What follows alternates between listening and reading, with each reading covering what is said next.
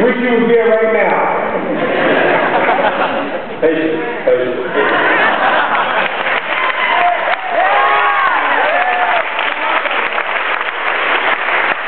I'm happy to be here with all of you. Let me first bring greetings from my wife, Elizabeth, who's doing great, by the way.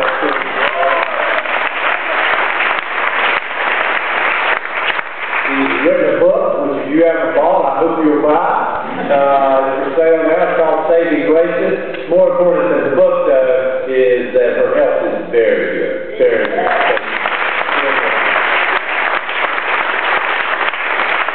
I want to take just a few minutes to talk about what's at stake in this election, because there's so much at stake. Not just in this election, but also in the next one coming in a couple of years.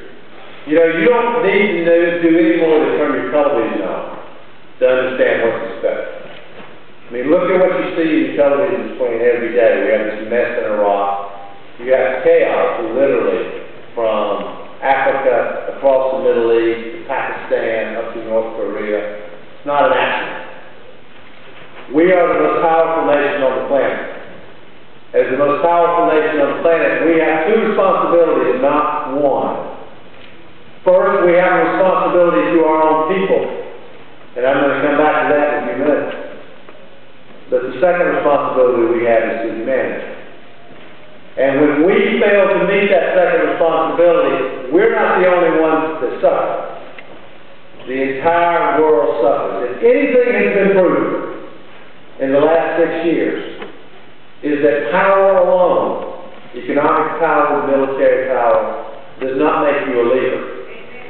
You have to actually have the moral authority to lead. And the world needs us to lead. The world desperately needs us to lead. When we don't lead, there's chaos. The world needs us. And there are so many ways that we need to demonstrate to the world who we are, what our character is, what the character of our people is. Because the truth is, we used to be the light. Remember? We were the model for the rest of the world. Human rights, freedom, we stood for it. The rest of the world said, that's who we want to be like.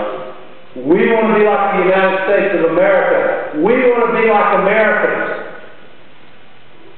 The president of Iran comes to America, to New York, in the United Nations, and denounces the United States of America openly. And he gets applause and laughter from the hall. Would that have happened 10 years ago? No. The United States is better than this. Our people are better than this. The world needs to see who we are. They need to understand what our better angels are. There is so much opportunity for us to show the world who we are. I've just come back a few weeks ago from Central Africa. As most of you probably know, there's a genocide going on in Sudan and Darfur and Western Sudan. The Janjaweed militia, supported by the Sudanese government, has killed hundreds of thousands of people. Women have been raped, families have been driven from their homes. We call it a genocide. What have we done? We said after Rwanda, my country, said after Rwanda, never again, we'll never let anything like this happen again. Where is America? I was in Uganda where they had a 20-year civil war where children are being captured, turned into sex slaves, and made part of the rebel army. 8- and 9-year-old children forced to kill the other members of their family, brainwashed. Where is America? Tonight, there will be thousands of children born in Africa with AIDS, an entire new generation with AIDS. Why? Because their mother can't afford a $4 dose of medicine. $4. We live in the most richest, most prosperous nation on the planet. Where is America? There are so many chances for us to show this world who we are and what we're made of, what the character of our people is. And now I come, and by the way, it's not some pie-in-the-sky thing. It's not like I just want us to feel good. If you want your children, our grandchildren, to live in a safe and secure world, America must lead. Without our leadership, the world is chaotic. It's dangerous. There are dangerous people and dangerous leaders around the world. Always going to be true. That's not the question. The question is, when America is threatened, or when the world is threatened, does the rest of the world rally around us? Are they with us? Or do they resist us? Today they're resisting us. We've seen it in our efforts to do something about Iran getting a nuclear weapon in the United Nations Security Council.